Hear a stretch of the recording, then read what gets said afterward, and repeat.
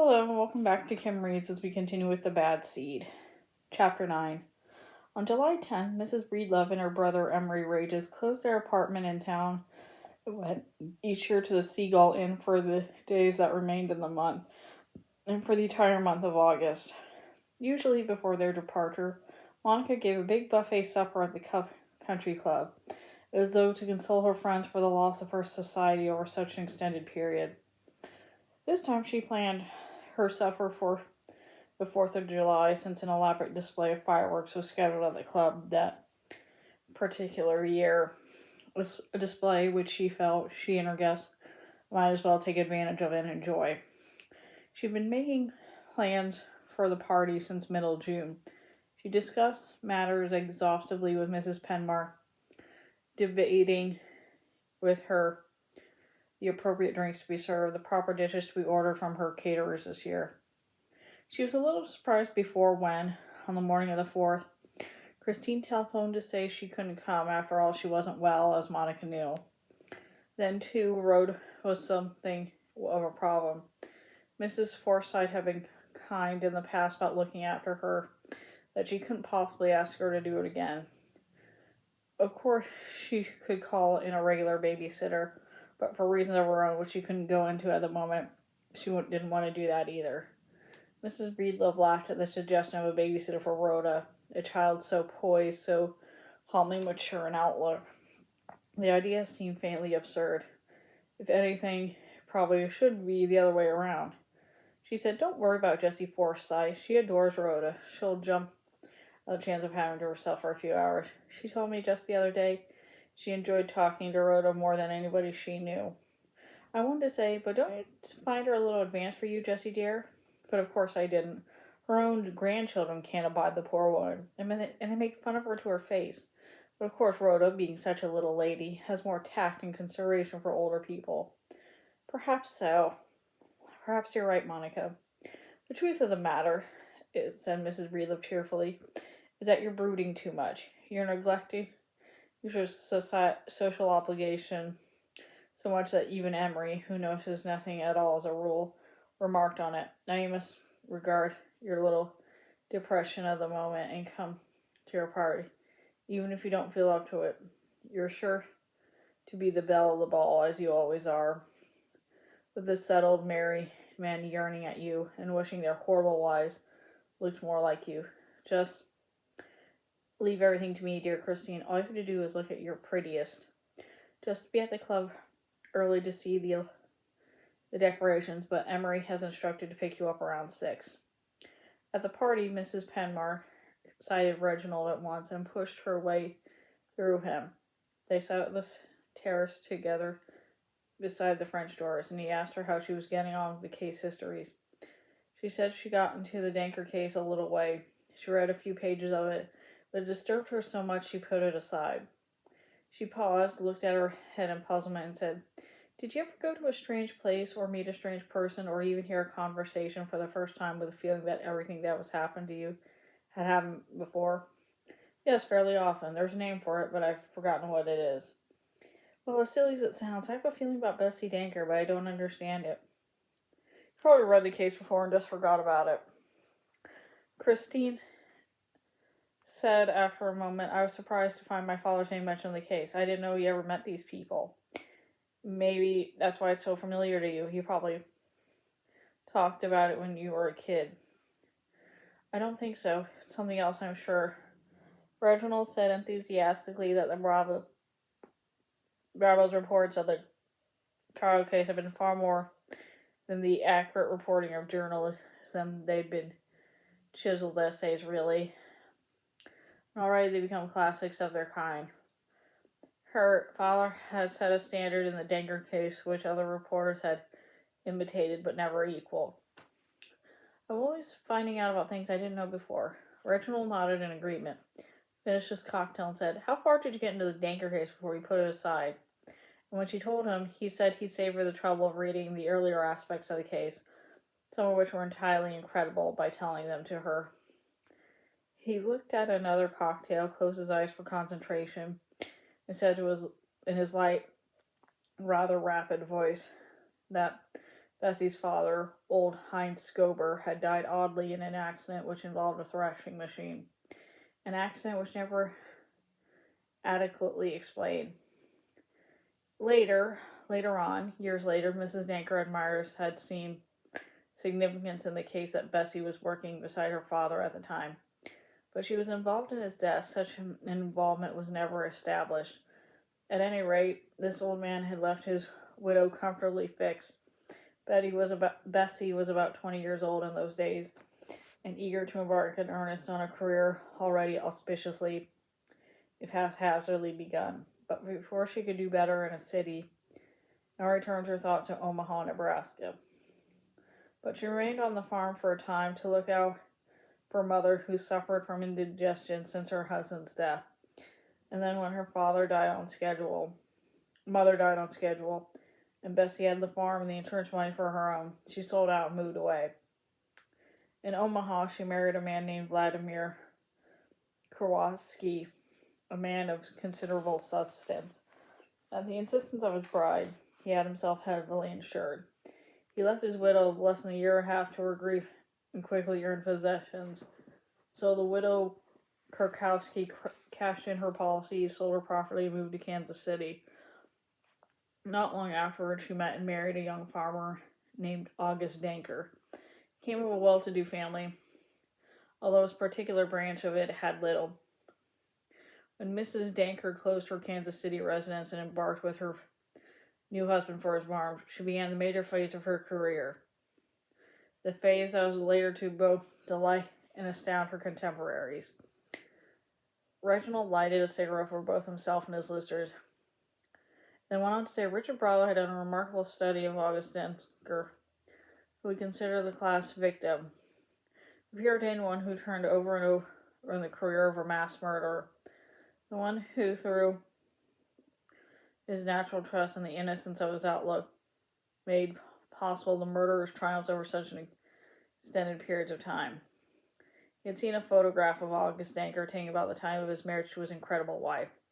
He was blond, with delicate, almost feminine features, and his eyes had looked out with the world with innocence and candor. He was quite handsome in a negative sort of way. He played the violin, but not very well, it was said. Mrs. Penmark pressed her hands against her eyes, shook her head, and said under her breath, No, it wasn't the violin. I'm sure it wasn't. I think it was a wind instrument of sorts. At least it was something you blew into. I think it was a cornet. A group came into the terrace and stood chatting nearby, and Reginald was silent until they passed out of earshot. Then he talked once more of Mrs. Denker and the remarkable things she accomplished. At the time she married August Denker, she had already worked out a master plan for the annihilation of his family, and for a long time everything went according to schedule. Christine interrupted him after a moment. How did you get away for so long? She asked. Wasn't anybody suspicious with all those deaths? In Reginald's opinion, the fact that Bessie Denker had escaped detection so long wasn't nearly so implausible as Mrs. Penmark seemed to think. In the first place, good people are rarely suspicious. They cannot imagine others doing the things they themselves are incapable of doing. Usually they accept the undramatic solution as the correct one and let matters rest there. Then, too, the normal are inclined to visualize the multiple killer as one whose a monstrous appearance has he in his mind, which is about as far from the truth as one could get. He paused and said that these monsters of real life usually looked and behaved more in a normal manner than their actual normal brothers and sisters. They present a more convincing picture of virtue and virtue itself, just as the wax rosebud or plastic peach seem to be more to the eye, more what the mind through a rosebud or peach could be than the perfect original from which it had been modeled. He stretched delicately and went on to say that Bessie Denker must have been one of the truly talented actors of her time, with her church going, her visiting around with the members of her husband's family, her tireless baking of pies and cakes for her church bazaars, and her little thoughtful errands of mercy for the less fortunate than herself. He talked on, but Mrs. Penmark, growing resistant, interrupted him to ask, "Who was Ada Gustafsson? What part did she play in Mrs. Denker's affairs?" Reginald flickered his cigarette onto the grass, laughed, and said, "Oh, that one." Then almost at once he went on to explain that Ada Gustafsson had been a poor relation of Mrs. Denker, an eccentric spinster who had come late into the picture after most of the Denker numbers had accomplished, in fact, and who was usually referred to a record of Bessie's trial as old Ava Gustafsson. She had been a woman in her late 60s, and at the time she was still spry and strong, having no place else to go for the remaining days of her life. She had sought asylum with her distant cousin, Mrs. Denker, and once taken in, she had earned her keep by cooking, scrubbing, nursing Bessie's 4 children, or even working in the fields with August and the other men. She was a shrewd and observant with perhaps more than a touch of Bessie's own temperament in her. She was to be Bessie's stumbling block at last, the nemesis of her defeat. She had observed everything that went on the farm with a cynical lifting of eyelids, a wry pounding of old lips. For a long time she said nothing, but she fell into the habit of following said Bessie along with her eyes, nodding thoughtfully, as though collecting and winnowing the expression as she already formed her. It was for the murder of cousin Ada Gustafsson, and not for one of the Denker murders, which would have been more difficult to prove, that Mrs. Denker was tried and eventually executed. Christine listened in silence to the long description, thinking, "I remember cousin Ada dimly. None of us liked her at home. She had a dog named Spot. He used to snap at me and Sonny, and at me too. But we made friends with him. But he never made friends with Peter, I remember." Suddenly she moved forward in her chair, put her glass down, locked her fingers together, and there was a sense of inescapable knowledge that she could no longer deny.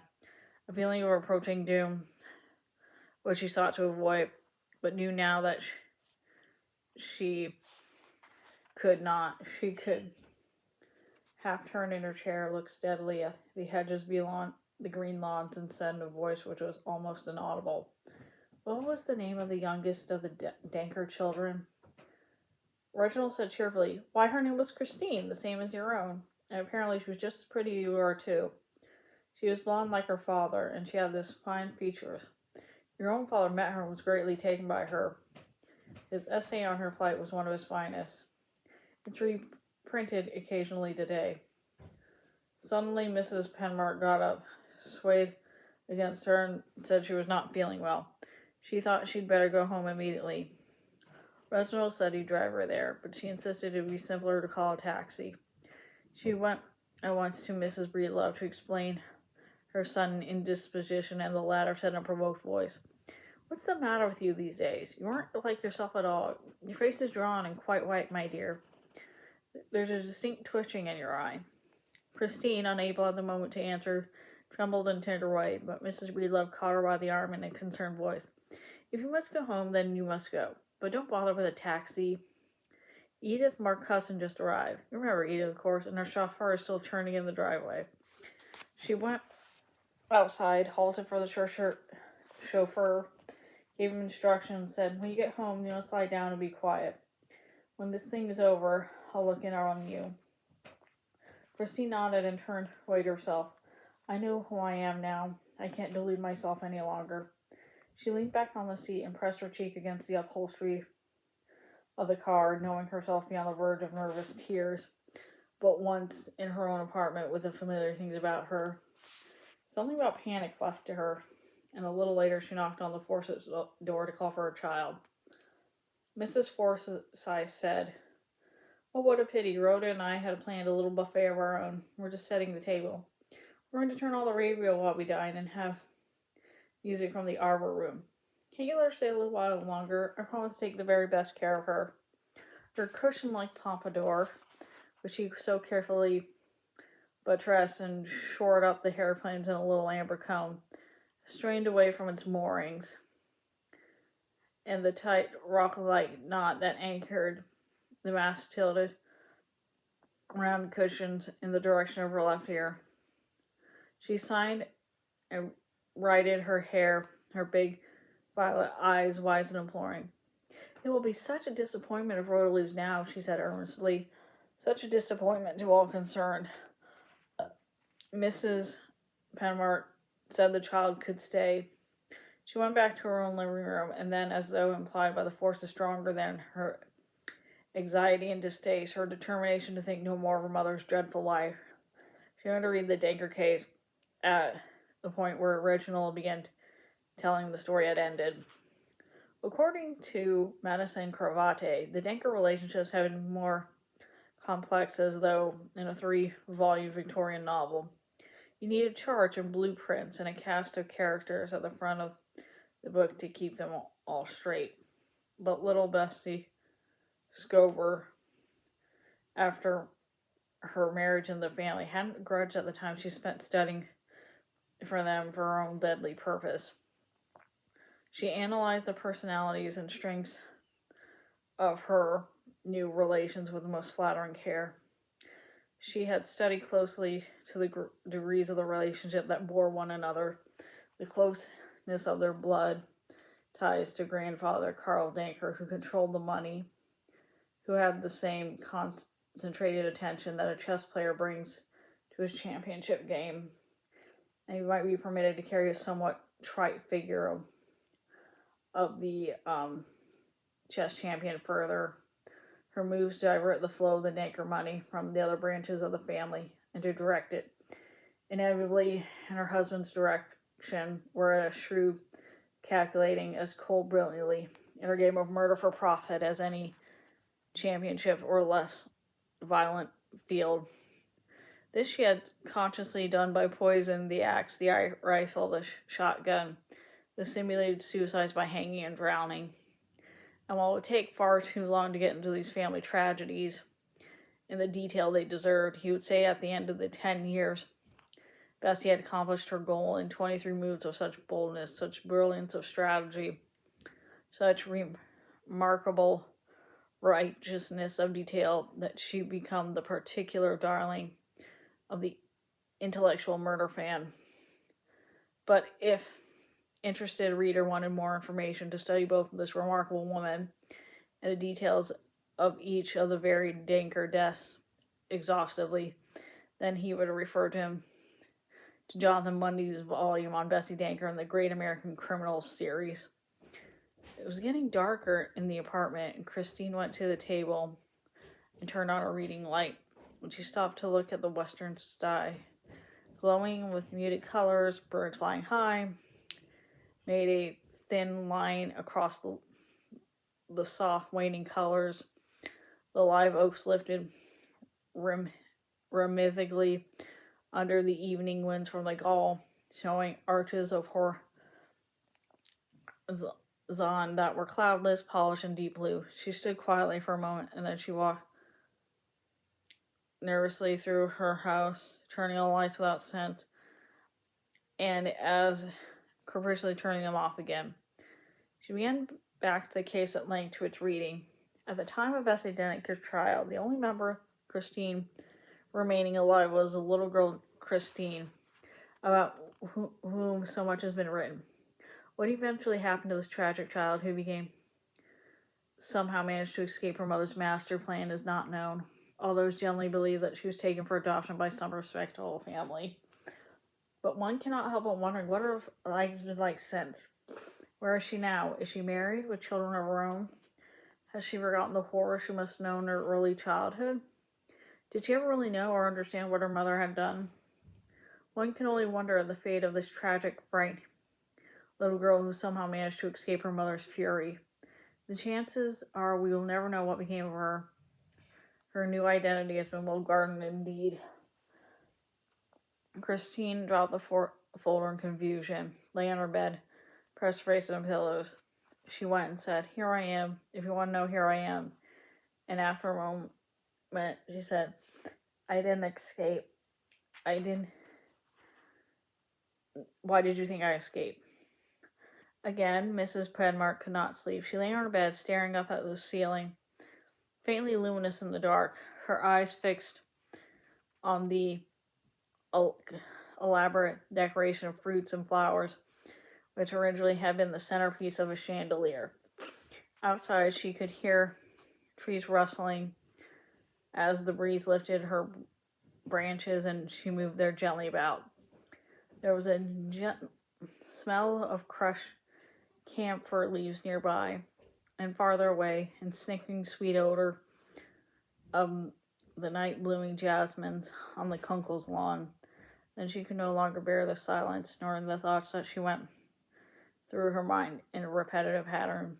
She got up, went to her real balcony, and looked up. There was light on in Mrs. Breedlove's study. In desperation, she went to her telephone and dialed Monica's number. Mrs. Breedlove said, "I'm so glad you called, Christine. I wanted to get in touch with you when Emery and I came back from the party, but it was after 11. I'm sure you'd already retired. But you know how guests are. They never go home once they get very high." Then, in a softer voice, as though just remembering that her brother was asleep, she lowered her voice and said, "I was sorry you couldn't stay till the end. Now take care of yourself. We mustn't let you get sick. None of us can endure that, dear Christine." She paused a moment and then said, as though she glanced at a watch in the interval, she said, "Why don't you run up for a little visit? It's only 1:30, and I'm not in the least sleepy. I'll make a pot of coffee. I'll put the water on now. Let's sit in the kitchen like a couple peasant widows." She made her guest at the door a warning finger to her lips. She was wearing a flowered kimono, and her face was smeared with wildly cold cream. Her hair rolled up in kid curlers. She laughed cautiously and said, "I've always had a passion for the fat little curl, although the fat little curl is plainly not for me. Laugh heartily if you like, my dear. I'm not all concerned when others find me ridiculous." Christine nodded and smiled as best she could, thinking, "I should have left well enough alone. I shouldn't have gone prying in the past to find out what my secret was. My foster parents were so wise in never telling me. They were right in shielding me from a past I could never change or help. But I could never let matters remain as they were. I had to go seeking and prying, and now I know." When the coffee had dripped, Mrs. Breedlove served it, and they sat together like under the harsh kitchen light overhead. Monica talked in detail of her buffet party, apologizing occasionally for the muddiness of her thoughts, the clumsiness of her phrasing. Suddenly, the tenor of her thoughts changed, and touching Christine's cheek, she said, "There's something troubling you. Why don't you tell me what it is? I think you know by now you can trust me all the way." Mrs. Christine shook her head, sighed, and looked down helplessly. I can't tell you. Not even you, Monica." She went to the icebox and took out a carton of cream, poured it into the Monica pewter, thinking, "How can I blame Rhoda for all the things she's done? I carry the bad seed with that made her what she is. If anyone is guilty, I'm the guilty one, not Rhoda." She suddenly felt both humble and guilty, thinking how she'd wronged the child, even if she'd done it unwillingly. "I'm the guilty one," she said to herself. "I was the carrier of the bad seed." Mrs. Breedlove waited a while and said if Christine wouldn't tell her the trouble, well, she must guess at it. "Tell me this," she said. "Have you and Kenneth come to the parting of the ways?" She laughed at her own fancy and went on. "Has he found a little Spanish girl in Chile and given you the brush off, with nothing to remember him by except a curt note of explanation?" "It's nothing like that, Monica. I wish I was sure of everything as I am of Kenneth." Mrs. Breedlove waited, sipped her coffee, and then said, "The only thing I can think of is health. Are you afraid he has some disease, something like cancer, for example? If you express that, we must face it with courage. We must do everything we can to be done. And there is so much that we can be done these days. Whatever it is that can be done, we'll do it. I'm perfectly healthy as far as I know." Mrs. Breedlove put down her cup. "I'm not going to bully you anymore, Christine. I'm only going to say that I love you truly and deeply, my dear, as though you were my own, in fact. Emery feels the same way about you. But I needn't tell you that, because you knew that already." Christine nodded and rested her forehead on the table. Monica stood above her, put her hand on her shoulder and said, in a soft, serious voice she rarely used, "You know you can trust me. You know you can trust me." And Christine put up blindly, put her arms around the old woman, and wept without restraint. Mrs. Breedlove said, making soft, sympathetic noises with her lips, "Dear, dear Christine, you'll feel better now. Perhaps you can manage to get some sleep." In her customary voice she said, "Dr. Ewing left a bottle of sleeping pills for me a week ago when I was a little upset too. I didn't use them. I'm going to get you for them now. There's no sense in your not sleeping." She returned to the bottle, but when Christine was in her own apartment, she opened the locked drawer of her desk and put the bottle in with the pistol and the letter she had not sent to her husband. And that's the end of that chapter. See you later.